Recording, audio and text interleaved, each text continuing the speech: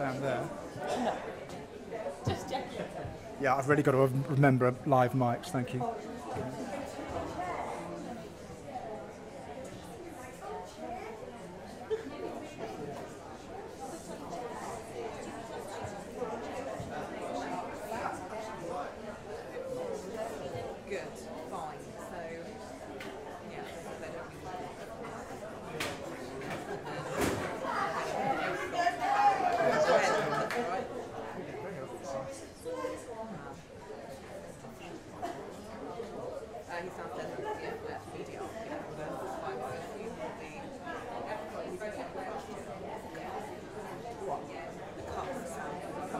It's going to be there. It's not arrived yet. That's the quarterback camera. Yeah. And I'm just doing as I've been told. Fairly controlled, as you'd imagine. Do what?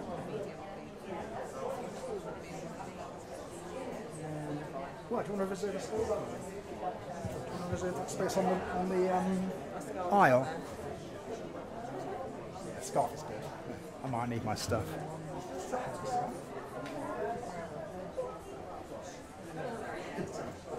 Right, thanks very much, Steve. Right, I'm going to head down and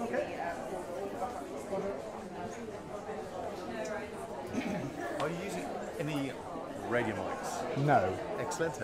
I make a point of not using radio mics. Yeah, thank you. Yeah. That's why we put the hardwire mics. Or I have a conversation about it. Thank you. I've actually started using. I've got my channel 38. Stick mic went down the other day, and I've actually found my old channel 71, which is free. Yeah, and I'm thinking, actually, how much going to be on that? Well, that's the thing, is everyone jumps on it. That's great. No, seriously, because we used to have a setup where we'd have the new channel 38 and channel 70 just as a backup. Yeah. And the problem is everyone was thinking what we were doing, but that was when the channel 38 came into play. Now, it must be fairly empty. Because all the main groups now all have channel 38. Yeah, of course. But the biggest thing, and you'll know about it, I could never find out what they were. I just choose a frequency at random. No, but it's not, because we I do. Yeah, no, we all do, because there used to be a list. Yes, we signed saw it. Yeah, because we can only have channel 38. That's the only channel, which is 606 to 614. And so we can use whatever we want within that range. So there used to be a gentleman's agreement. So the very first time I bought radio mics, in 69 days, I said, please tell me what you're using, and I'll try. But I think at the time I couldn't just choose them. You hadn't seen frequency. It really was. What was funny is that there was also, we've got a list printed of what we should be using. That happens, that's why you get one of these in. I switch on, I always switch on the receiver first, have a listen. And as long as somebody's not trying to save batteries, I switch on at the last minute. And that's the big thing, because as well as going on the camera. We're just using your frequency.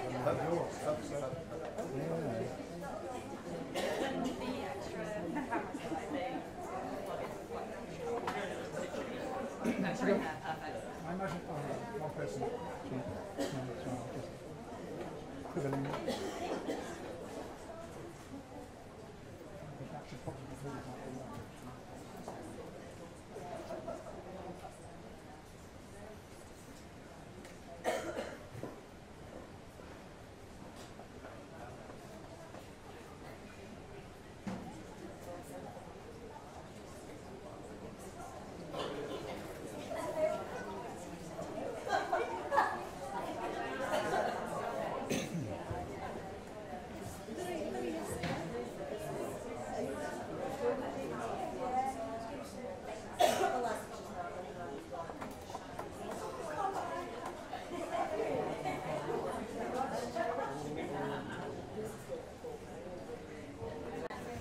Where I was singing again.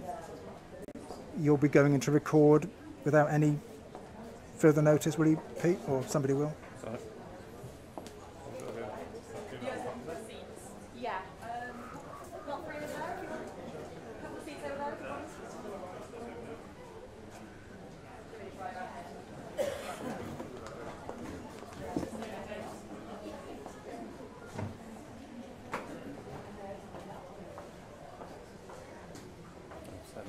We'll just stand there for a minute. Yeah, it's fine. Unless it's that's easy to do. Not as me.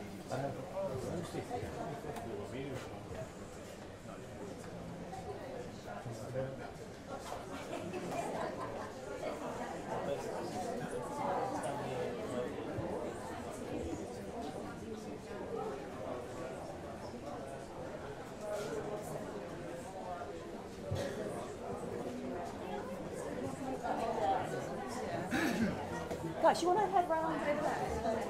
You can head over to where my colleague over there is. Brilliant, thank you.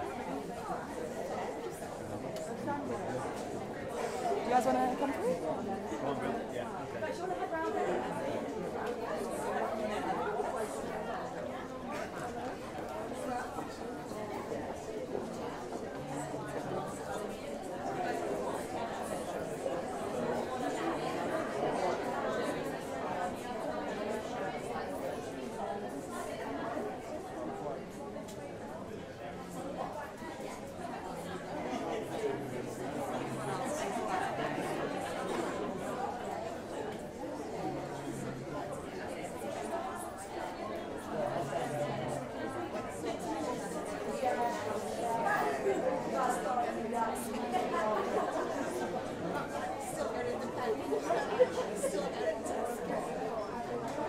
Still got a signal?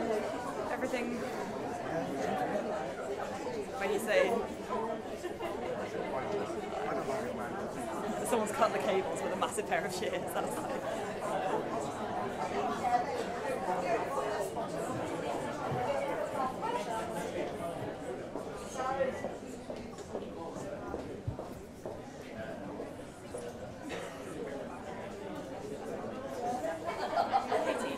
We're alright with someone being back out.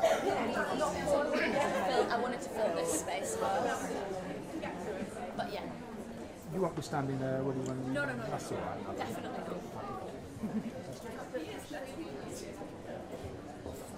We're going to say to the snappers they can't go in front of that line, but they can crouch in front of you, so Yeah. I mean, they know what they're doing, they'll be fine.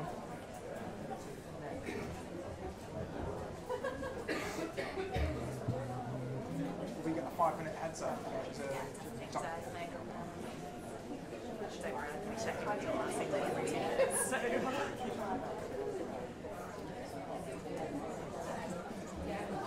I'm slightly off first class, but I'll be like... Is he not there? Is he happy?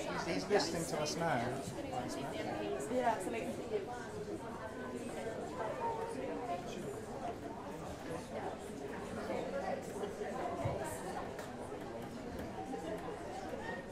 So you're happy and he's happy to confirm? You're speaking to Pete, he's happy there's a signal going through? Pete, if you were talking to me a second ago, I had my levels down a bit low, I couldn't hear you, but I'm back now.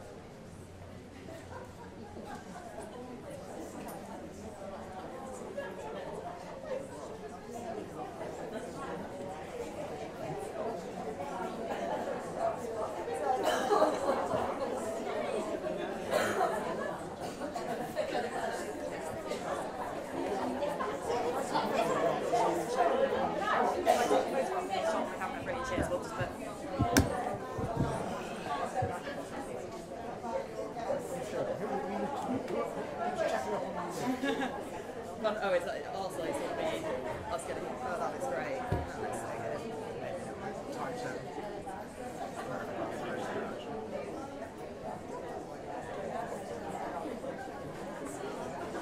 That weirdness on the screen is weird. I see no weirdness. Everything's fine. It looks weird. Hang on, sorry. Are you... You're right. Okay, yeah. Did you get it, Charlotte? My boss will panic if I send him that photo of the sharpener. I'll tell you what, I'll turn it down. Go on. Brilliant, thank you. Sorry. Delete. As it will be as you send it out. It will be perfect. Sorry, Toby. Can I borrow you again?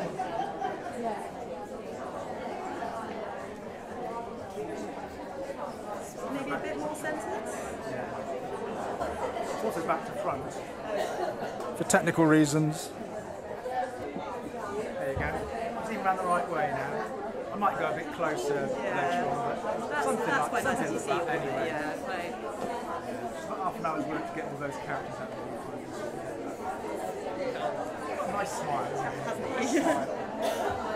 lovely. Thank you, Toby.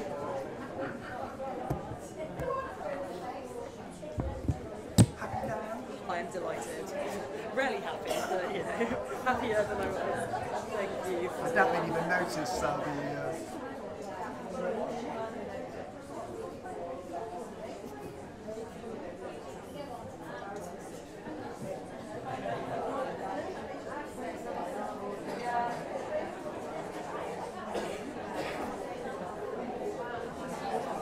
the walkabout camera's taking his time, but I suppose as long as he's with her, he gets like 2 minutes head start. That's all fine. We've got, should we say, perhaps 10 minutes as well, so they'll come in. 10 minutes beforehand, and we'll bring this place quickly.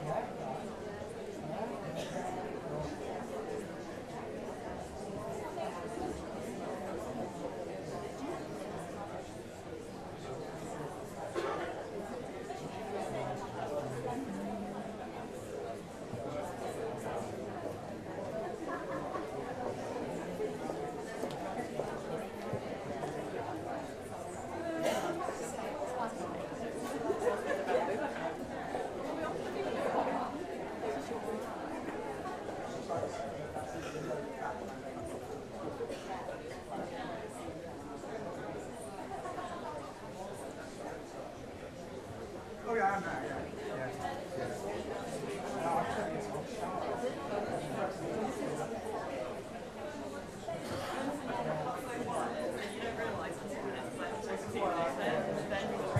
Don't worry. At least it's a colour on you. That's a good thing. That's good. In measure. Nothing worse than relaxed people. Hey, Richard. This is Richard, who's our official video editor.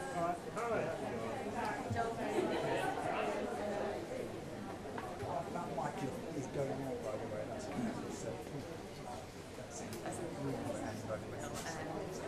Are they streaming? Are they streaming live or are they just literally doing? They'll take it live. I don't think they use live. It'll go out live. But then live. No, it's fine. No, don't forget it's fine.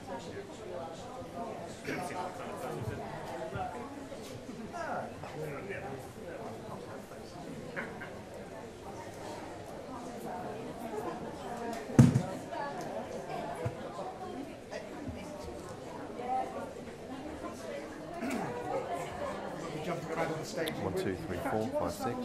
Because then you can do all the jumping around your 1, line. 2, 3, 4, 5, 6.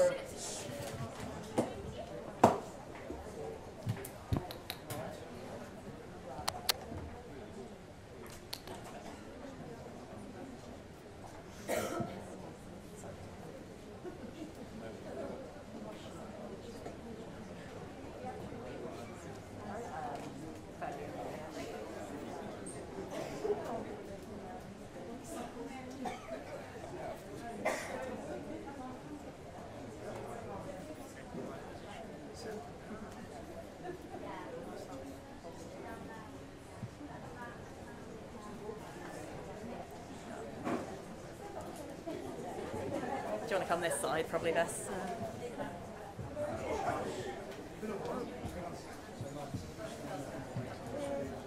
You got sound plugins down there as well.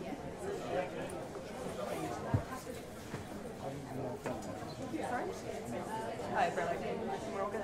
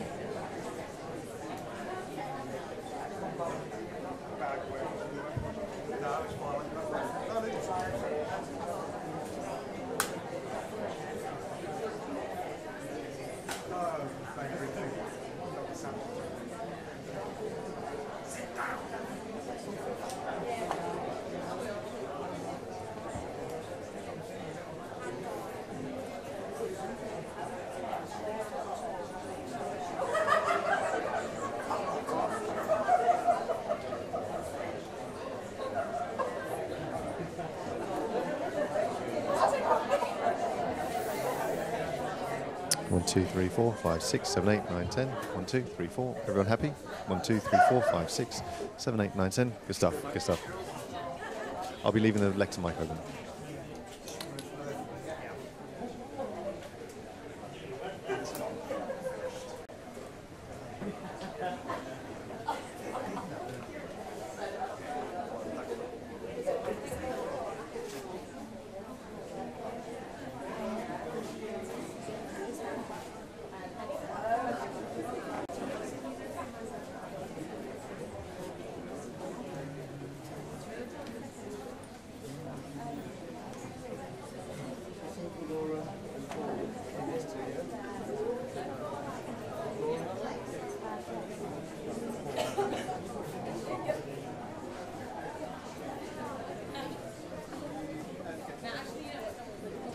Just about here, yeah? Just about there, yeah? Yeah.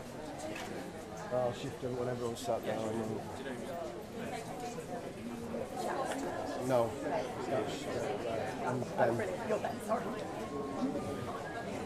So we've got, so basically, not round that side. That's where we're doing the anywhere here, that's that line. It's very well going that way. By the light? By the light, yeah. Oh, we get anything round a head on and then lift it out. Yeah. How long's the speech for? About 10, 15 minutes in speech, Oh, and so then it's quite questions, long. like 6 or 7 questions as well. So yeah, Right, it's it's quite a quite while. long. But it's only where it's not a huge amount of space, but yeah, that's not hard that line, if that's alright. Yeah, that'll be fine. Yeah. We'll figure it out. Maybe it's quite tricky with him. Yeah, you'll have to crouch when you're immediately in front of them. It'd be nice to get some of this posture in. Where are you wanting to go?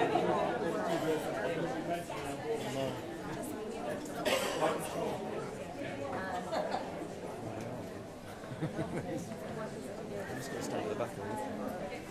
You're right to sit down because these guys make Yeah, me they've around. got the These are their Oh, okay, well.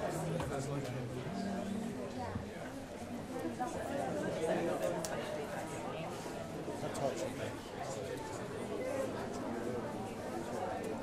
Excuse me. How tight are you going? How tight are you going with that? Fair. Well, How quickly are we going to? you need to crouch. You can't stand up. From here, even here. Well, you can stand. I guess you can stand there. Well, no, I know where I can stand. I'm wondering how quickly you'll be interfering with that. At which point? But I need to get a shot coming in as well. Which way she coming in? You can go up on that side. All right.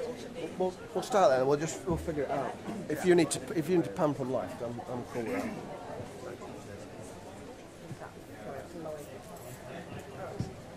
I mean, yeah. Those back?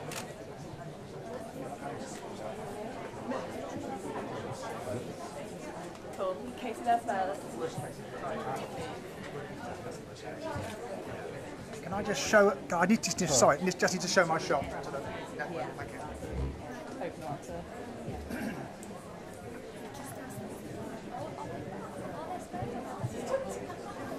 You're above there. Yes. There are two. Dominic, do you want to sit down there? Anything not currently happening is there.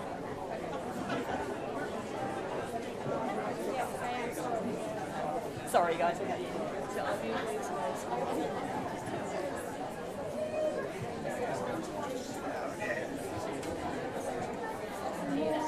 We got 3 in there.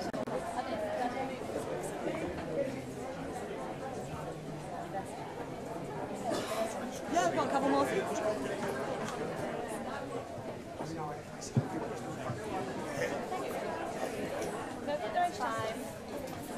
I think that's us. You're the tallest boat there. You've got the camera, Oh, we the got one lowest more than space. anyone else. Come on, Joe. I'm rolling. One more space. Have you been a bit told about radio? Okay. Don't love that. Just so you know, we've dissociated those risers, so if you want to put on that one. I won't step on them just because it shakes and then the camera starts rolling. That's why we've. All right. No, I'm not. We'll I figure it out. It's an edge, right? Margaret, is she going straight into it? Or straight towards it? no, someone will introduce her. It will be a really short introduction.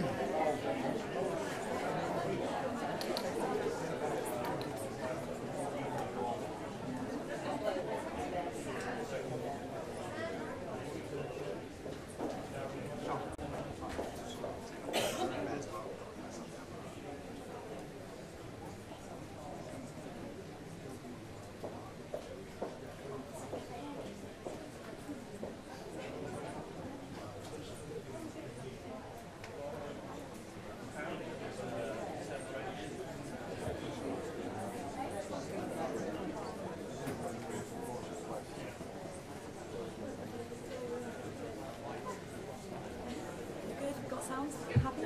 Brilliant. You happy you got signal, got sound, everything? Brilliant. Cool.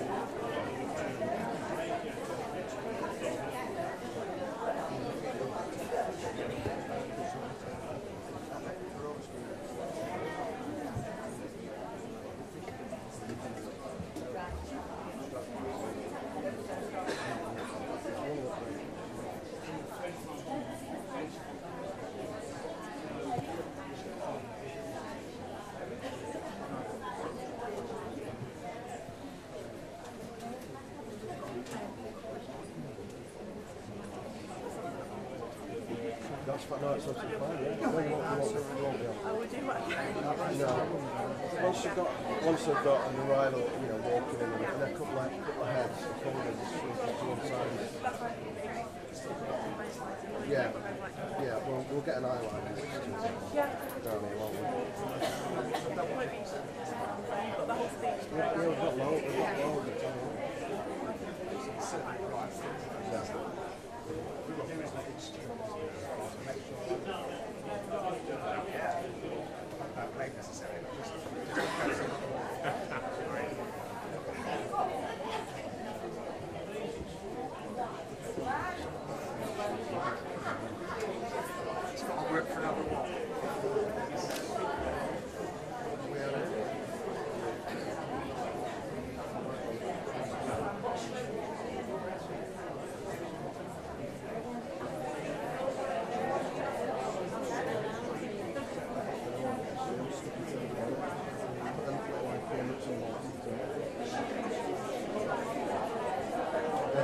You're on lectern, do you?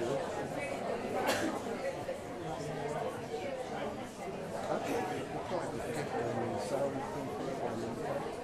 you get all that, I don't know what form it is, you get all that travelling on the phone. I'm looking at the how much you bring a little bit to everyone else. Yeah, but then again, they're in the out, aren't they? The beauty of this is that we're the best practice you can do.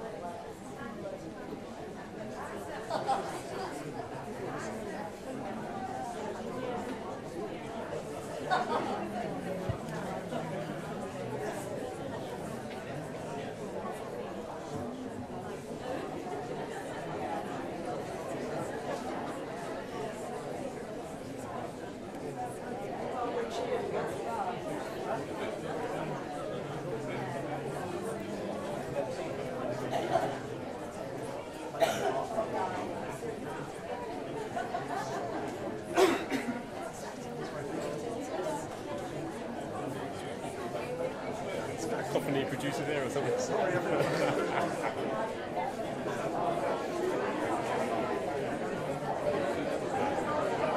it's January, it's fine.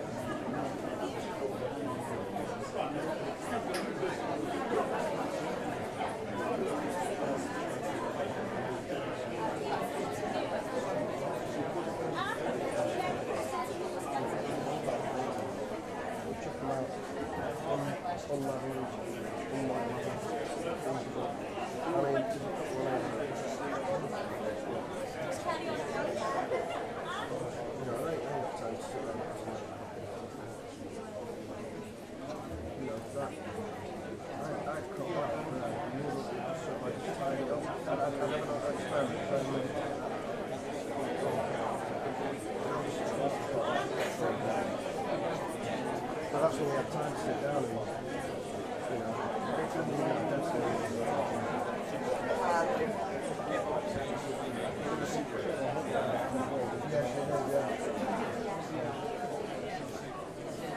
yeah, I've got two sort of sharp lines, but this was terrible.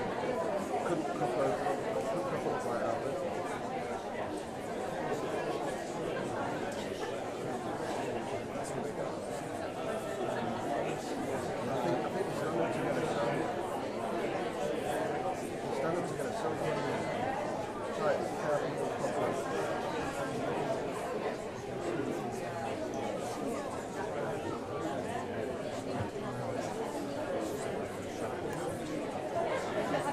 Yeah. What's happening to like obviously go a bit down to get the sense?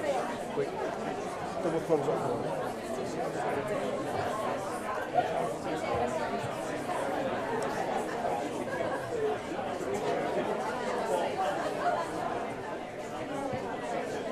The stuff turned on so quick. Every single one comes today, you said you don't get to get something that stands up before the ball.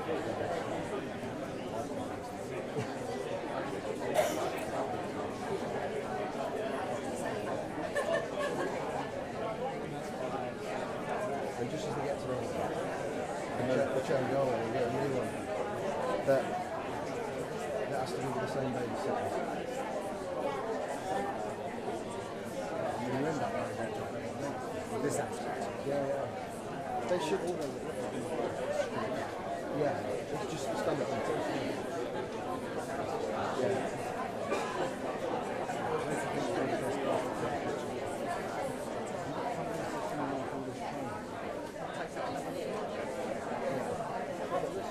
Think about what the captain she's going to eat it. Teapot, crap pot, you know what I mean? I mean, why come to a proper, pottery? You know, if you don't want to eat teapot, well, that's teapot, you've got all sorts of things. This is our most famous teapot. So we've got the big yellow cabinet.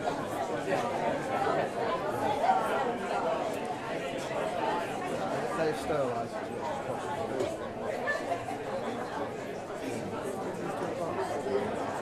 Too tall. Could be. Well, he's the guy that walked around with it. I mean, he's a trouble, isn't it? I don't know. No. That's right.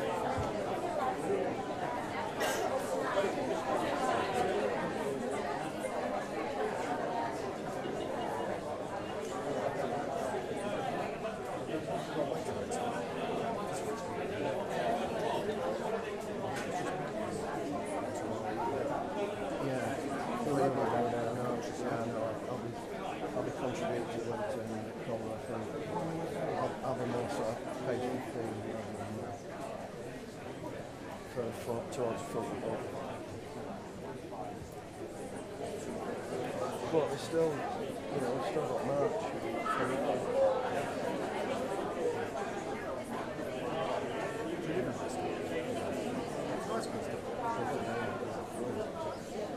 It's easy to get away. And it's got city food. Yeah. So it's good. It's got sort of city village sort of thing. It's very expensive. You'll get your wife.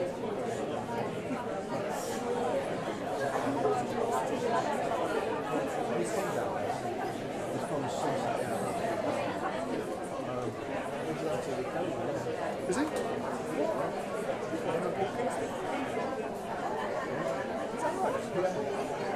Jump ship? I don't know. I've only met him once when I went to the club. She's actually really nice. Yeah, he jumped ship. They were advertising for staff, like TV, West people. This was September, she told me. Getting some serious fun. I'm just went, I'm going to apply for it. Got offered it.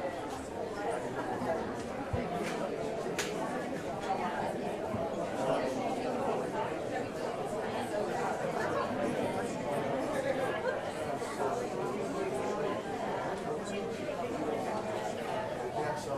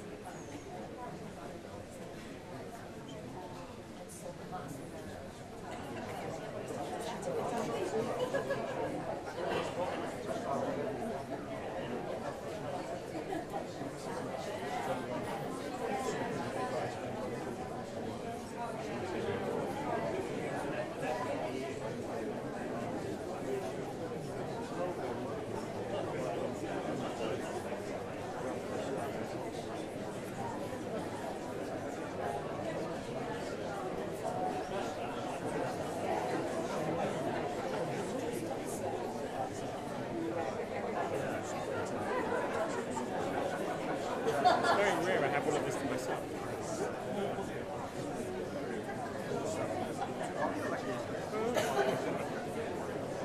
Your own.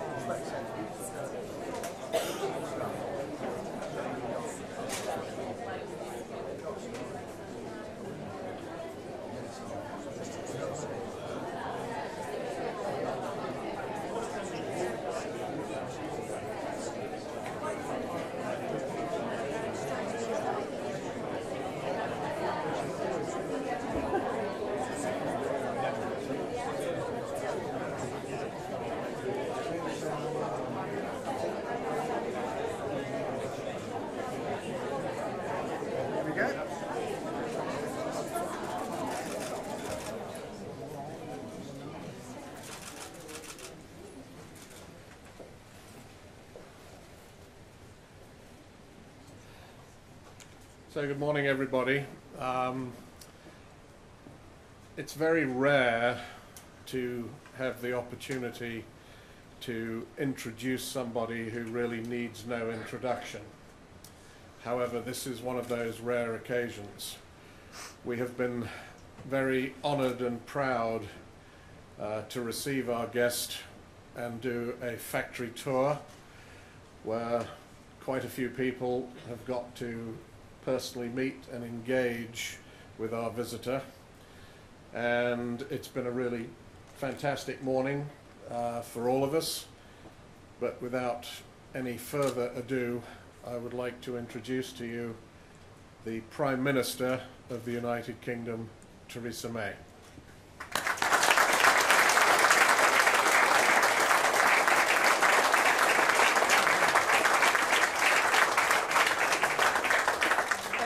Thank you very much. Tomorrow, members of Parliament will cast their votes on the withdrawal agreement on the terms of our departure from the European Union and the political declaration on our future relationship. That vote in Westminster is a direct consequence of the votes that were cast by people here in Stoke and in cities, towns and villages in every corner of the United Kingdom. In June 2016, the British people were asked by MPs to take a decision. Should the United Kingdom remain a member of the European Union, or should we leave? In that campaign, both sides disagreed on many things, but on one thing they were united. What the British people decided, the politicians would implement. In the run-up to the vote, the government sent a leaflet to every household making the case for Remain. It stated very clearly, this is your decision. The government will implement what you decide. Those were the terms on which people cast their votes. If a majority had backed Remain, the UK would have continued as an EU member state.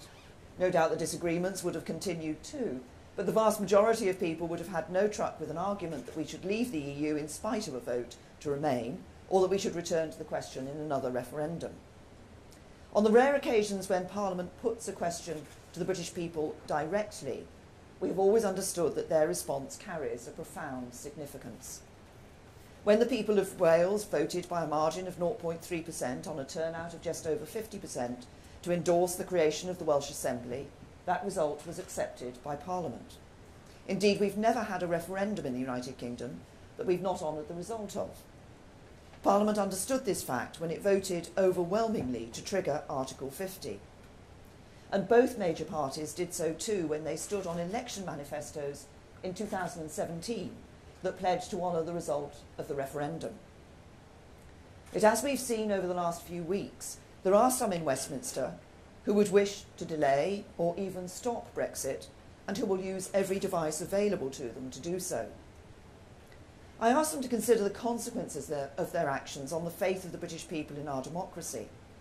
The House of Commons did not say to the people of Scotland or Wales that despite voting in favour of a devolved legislature, Parliament knew better and would overrule them, or else force them to vote again.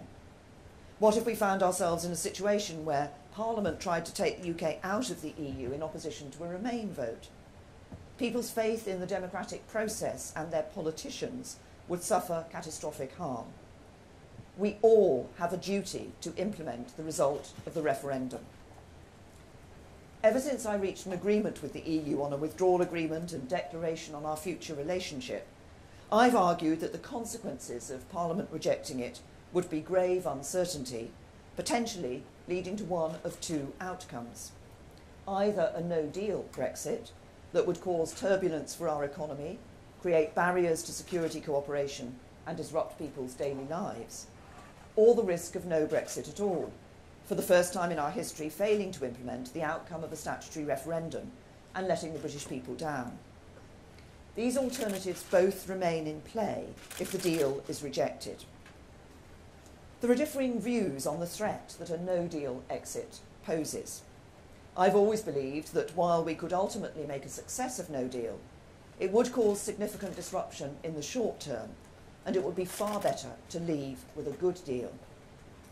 Others in the House of Commons take a different view and regard no deal as the ultimate threat to be avoided at all costs. To those people I say this: the only ways to guarantee we do not leave without a deal are to abandon Brexit, betraying the vote of the British people, or to leave with a deal, and the only deal on the table is the one MPs will vote on tomorrow night. You can take no deal off the table by voting for that deal. And if no deal is as bad as you believe it will be the height of recklessness to do anything else. But while no deal remains a serious risk, having observed events at Westminster over the last 7 days, it's now my judgment that the more likely outcome is a paralysis in Parliament that risks there being no Brexit. That makes it even more important that MPs consider very carefully how they will vote tomorrow night. As I've said many times, the deal we have agreed is worthy of support for what it achieves for the British people. Immigration policy back in the hands of people you elect, so we can build a system based around the skills people have to offer this country, not where they come from, and bring the overall numbers down. Sovereign control of our borders. Decisions about how to spend the money you pay in taxes back under the control of people you elect, so we can spend the vast annual sums we send to Brussels as we choose on priorities like our long-term plan for the NHS. Sovereign control of our money. UK laws, not EU laws, governing this country, so the people you elect decide what the law of the land in our country is. Sovereign control of our laws. Out of the common agricultural policy, with our farmers supported by schemes we design to suit our own needs. Out of the common fisheries policy, so we decide who fishes in our waters and we can rebuild our fishing fleets for the future. Retaking our seat at the World Trade Organization, so we can strike trade deals around the world that work for British businesses and consumers.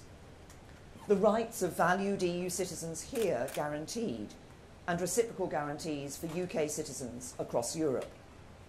The partnerships between our police forces and security services that protect us every day from threats that know no borders, sustained. An implementation period that ensures our departure from the EU is smooth and orderly, protecting your jobs. And yes, a guarantee that the people of Northern Ireland can carry on living their lives just as they do now, whatever the future holds. These are valuable prizes. The deal honours the vote in the referendum by translating the people's instruction into a detailed and practical plan for a better future. No one else has put forward an alternative which does this. Compare that outcome to the alternatives of no deal or no Brexit. With no deal, we would have no implementation period, no security cooperation, no guarantees for UK citizens overseas, no certainty for businesses and workers here in Stoke and across the UK, and changes to everyday life in Northern Ireland that would put the future of our union at risk.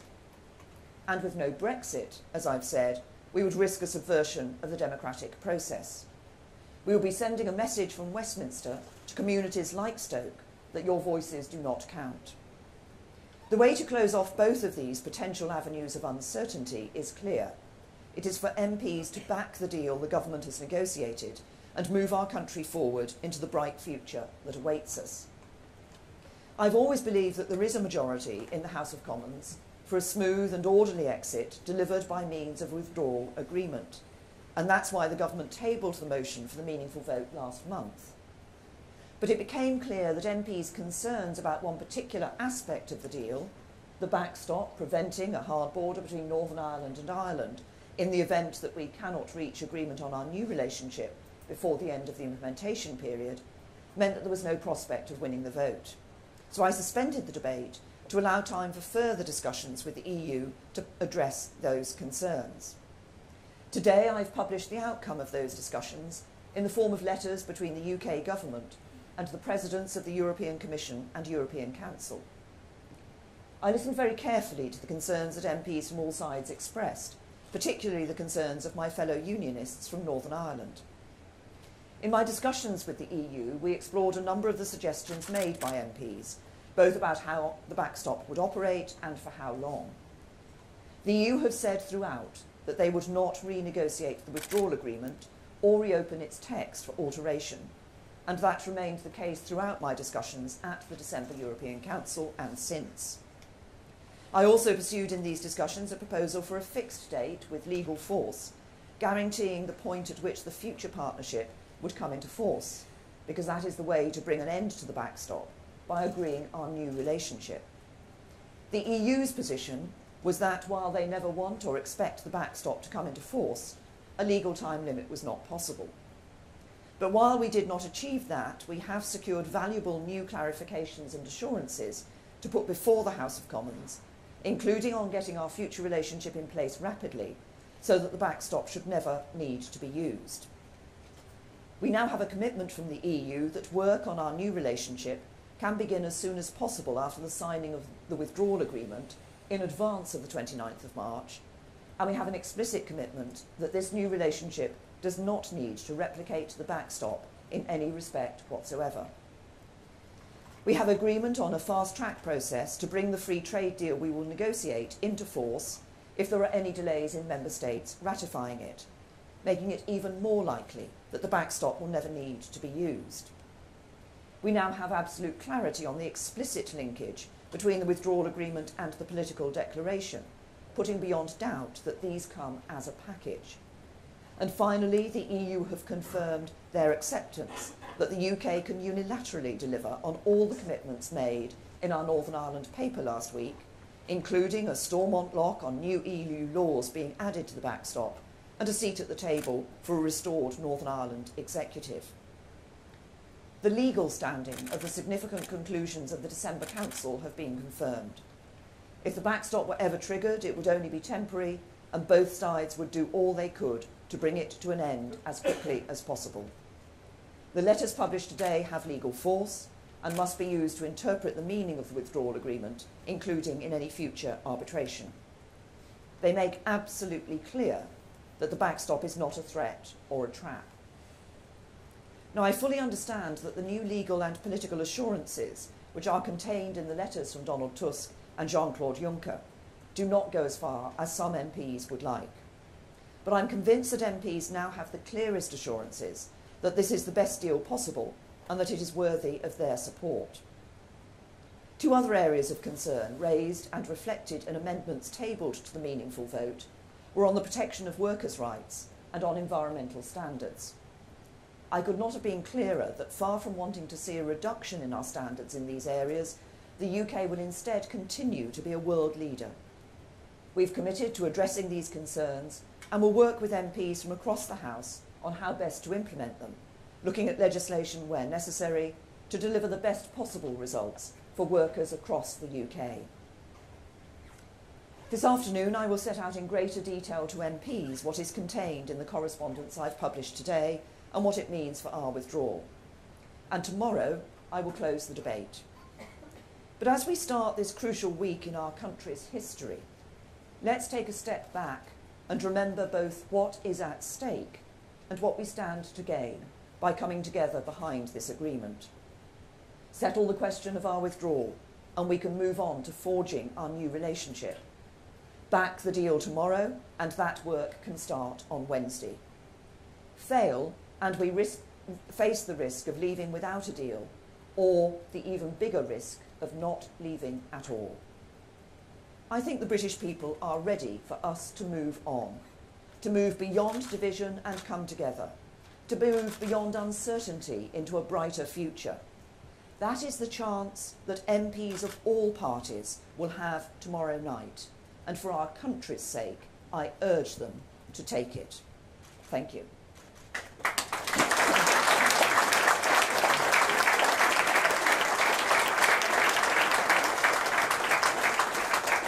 Now I'll take a few questions from the media. Laura, you may open. Thank you, Prime Minister. BBC News. You seem extremely eager to move on. You say this is a good deal, but you know the majority of your colleagues simply disagree with you. At this late stage, do you really think you have a chance of changing their minds? Well, I've been speaking to MPs over the weekend. I'll be back in Parliament today. I'll obviously, as I said, be making a statement, but I'll also be speaking to colleagues today and indeed tomorrow. And obviously we'll be speaking when I close the debate tomorrow. And I have seen MPs, when I've spoken to them, who are now who recognise the importance of the decision that is being taken and saying that they will support the deal, whereas perhaps in the past they had some doubts about it. But obviously, we've seen the assurances that have been published today. I believe those do give more assurance and confidence to MPs about the nature of the relationship we will have with the European Union in the future, about the desire on both sides not to see the backstop come into force, and what we will both do to ensure that we're working to make that not happen, so that we can get onto that future relationship, which is the best way of ensuring a sustainable long-term relationship and dealing with the Northern Ireland border on that sustainable long-term basis. And the commitments expressed today show commitment on both sides to get on and do that. Paul. Paul Brand, ITV News. Prime Minister, you've had 2 years to reach out to MPs. You've got 2 days left and virtually nothing to offer them. Why shouldn't Parliament wrestle control of Brexit from you?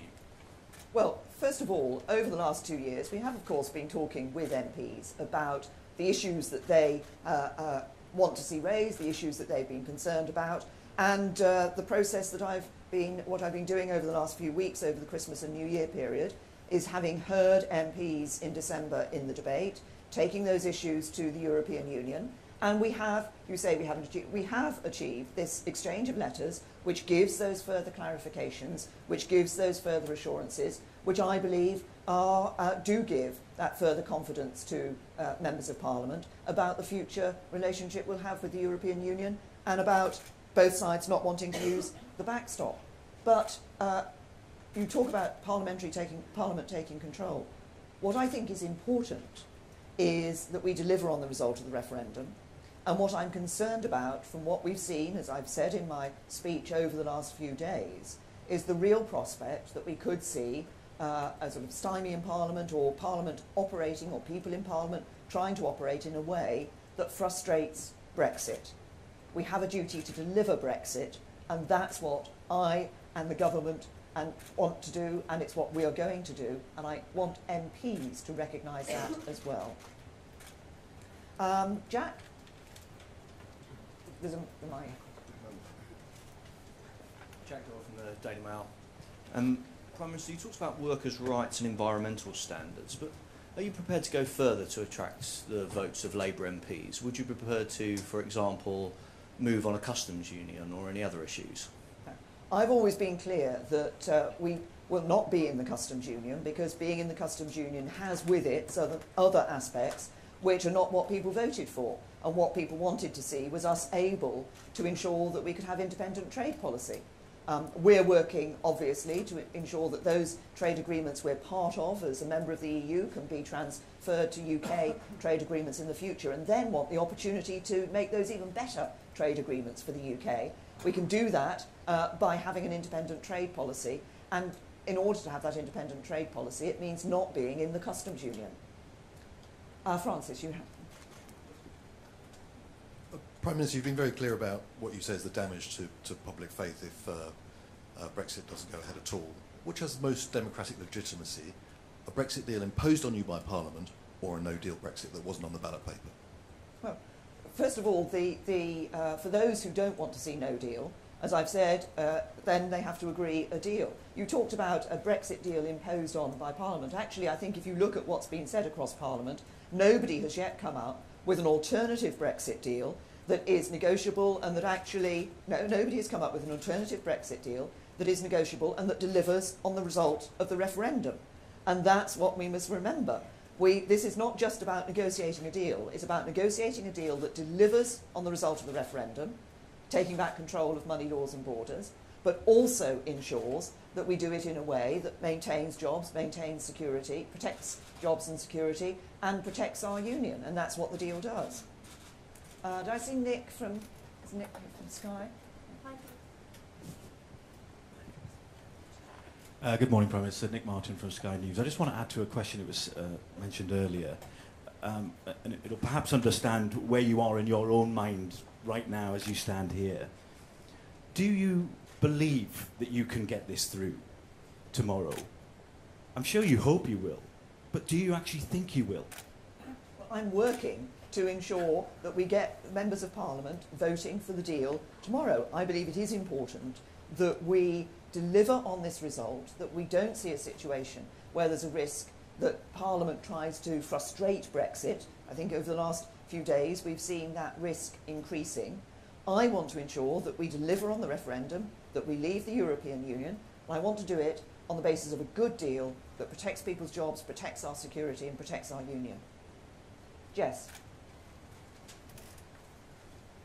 Prime Minister, the EU are offering an extension of Article 50 potentially until July. Do you categorically rule that out? I don't think, look, we're leaving on the 29th of March. I've been clear that I don't believe we should be extending Article 50, and I don't believe we should be having the second referendum. We have that instruction, we have it from the British people to leave. I believe it's our duty to deliver on that. I want to do it in a way that is smooth, that is orderly, as I've just said, protects jobs and security and protects our union. And now one last question I'll take from Philip Corrigan from the Stoke Sentinel. Phil Corrigan, Stoke Sentinel. You say it's important that people in Stoke-on-Trent feel that they're not being ignored, but it seems that most of the people that are in favour of Brexit don't feel that what you're offering is Brexit. And obviously the people that are opposed to Brexit don't support your deal either. So who exactly are you doing this for? Well, the people of Stoke, the people here in Stoke, I think, voted nearly 70% to leave the European Union, and that's what we're delivering, and what I and my government will be delivering. And it's, I think, for many people when they voted, obviously people had a number of different reasons why they voted. I think there were some key things that were crucial. I think bringing an end to free movement, so we took control of our borders, was one of them. I think bringing an end to the jurisdiction of the European Court of Justice, so we took back control of our laws, was another. The deal delivers on both of those. It also delivers on taking back control of our money by not sending, continuing to send vast annual sums of money to the EU every year. And it delivers an independent trade policy and gets us out of some of the policies people have been concerned about, the Common Agricultural Policy and the Common Fisheries Policy. I think those were the things that were of concern to people when they were voting. And they wanted us to be able to have our independent trade policy and make decisions about who comes to our country for ourselves, for example. And that's exactly what the deal delivers. So I believe it delivers on the result of the referendum, it delivers Brexit.